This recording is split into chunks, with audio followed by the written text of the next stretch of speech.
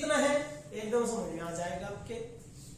और बेटा यदि समझ में नहीं आया तो फिर देखो देखो आपने सिर में दर्द करना है यदि समझ में नहीं आया तो। कोरेंट सोर्स ऑफ लाइट, को का मतलब होता है बेटा सेम,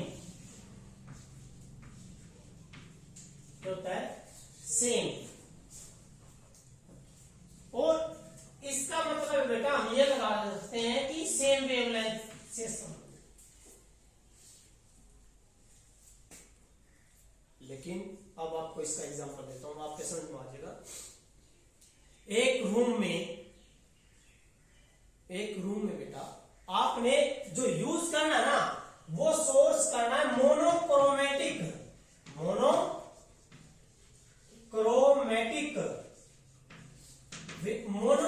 सोर्स ऑफ लाइट। अभी बताता हूं बेटा monochromatic source of light. Mono का मतलब होता है बेटा सिंगल, एक। क्रोमेटिक का मतलब होता है वेवलेंथ, कि एक वेवलेंथ का सोर्स। एक वेवलेंथ का मतलब है एक कलर की लाइट का। क्या आप इसको व्हाइट लाइट को कह दोगे मोनोक्रोमेटिक है ये? क्या एक वेवलेंथ है इसमें? 7 है। Yes it is not monochromatic. ठीक है बेटा, तो ये कहता है कि मोनोक्रोमेटिक का मतलब जैसे सोडियम लैंप हो गया, सोडियम लैंप एक ही प्रकार की लाइट होती है। या बेटा आप रेड कलर की वो ले लो, क्या होती है वो लेजर लाइट ले लो। ब्लू कलर की एक कलर की ले लो, वेवलेंथ एक होगी, तो उस लाइट का नाम क्या बेटा? सुनो ध्यान से, उस लाइट का नाम है मोनोक्रोमेटिक। और वो जो लिख रही है लाइट में आता है वो कौन सा सोर्स है? मोनोक्रोमेटिक सोर्स ऑफ लाइट है। अब सुनो ध्यान से, 2 ब्लू बल्ब लग रहे हैं बेटा घर में, ब्लू बल्ब है बेटा 2 घर में। घर में कितनी वोल्टेज है? 220, ठीक है ना? तो 220 वोल्टेज आ रही है, तो दोनों का कितनी वोल्टेज आ रही है? 220। दोनों का 220 जा रही है। तो यदि दोनों का 220 जा रही है और दोनों आपके एक ही कलर के हैं, तो क्या लाइट अलग अलग लिकड़ेगी उनकी? कैसी होगी? सेम होगी। चमक भी कैसी होगी? सेम होगी। चमक का मतलब मैंने किस तरह का रखा? इंटेंसिटी। यस, समझ गए? तो कहने का मतलब बेटा कि वे दो सोर्स है ना, नहीं वे दोनों सोर्स क्या कहलाएंगे? Coherent source of light. ऐसे सोर्स लाइट के जो कंटिन्यूअस एमिट करती हो लाइट को। कैसी लाइट को? Same wavelength, same frequency and constant phase difference. Same frequency, same wavelength and a constant phase difference. ऐसा नहीं बेटा? अब इसका एग्जांपल मैं बताता हूं। आपने एक बॉक्स लिया, ये बॉक्स लिया, और इसमें यहां आपने बल्ब लगा दिया बेटा रेड कलर का, ठीक है? मैं यहां एक सुराख करने लगा 1 mm का, और 1 mm का यहां सुराख कराया, सेम कर लिया सुराख 1 mm का, 1 mm का। 1 फुट दूरी पे यहां मैंने एक प्लेट रख दी, 1 फुट दूरी पे यहां एक प्लेट रख दी, तो लाइट यहां तो जो निकलेगी वह कैसी निकलेगी? रेडी। यहां तो निकलेगी वह भी रेड। जो चमक जितनी यहां होगी चमक उतनी यहां होगी। तो ये दोनों सोर्स क्या कहलाएंगे? कोहेरेंट सोर्सेस ऑफ लाइट कहलाएंगे। लेकिन कमाल की बात, किसका प्राप्त कर दिया आपने? सिंगल सोर्स से प्राप्त कर लिए, लेकिन क्या करके? कुछ एडजस्टमेंट बना करके। आप यहां से 3 भी बना लो, एक और सुराख कर लो। विड्थ यदि बेटा आप इतने समझदार हो, या इसकी विड्थ ज्यादा कर दो, फिर क्या होगा?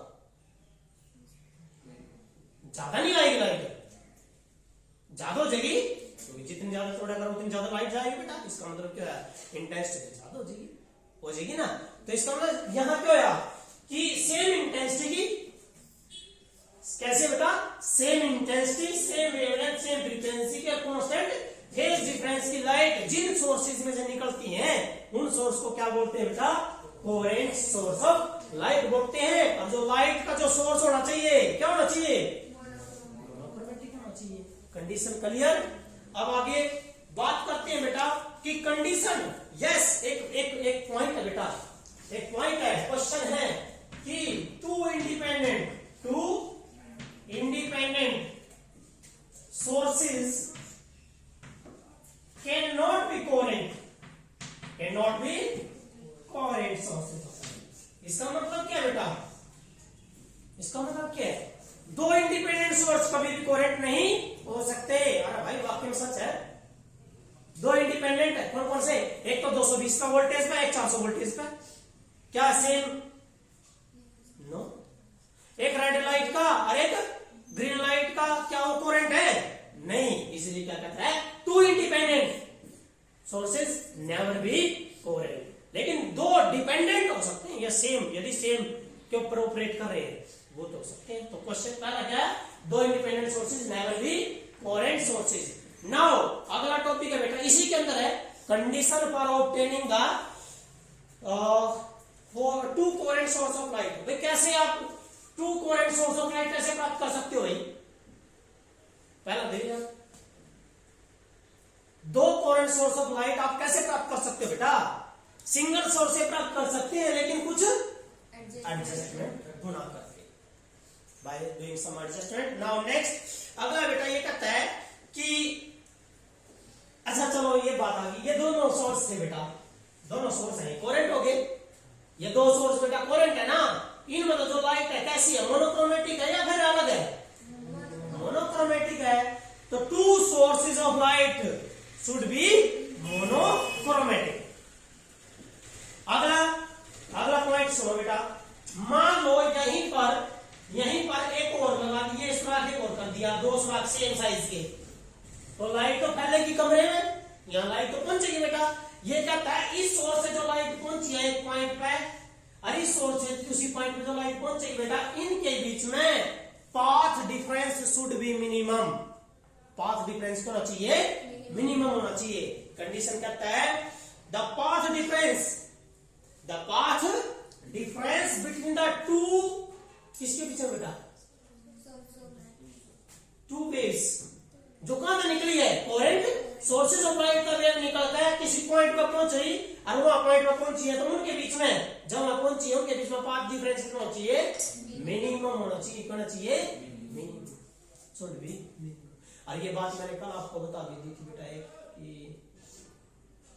टॉपिक कि एक प्लेन वेव फ्रंट है, इस पर लाखों करोड़ों पार्टिकल है। The phase difference between two point, phase difference कितना होता है? जीरो। क्या होता है बेटा?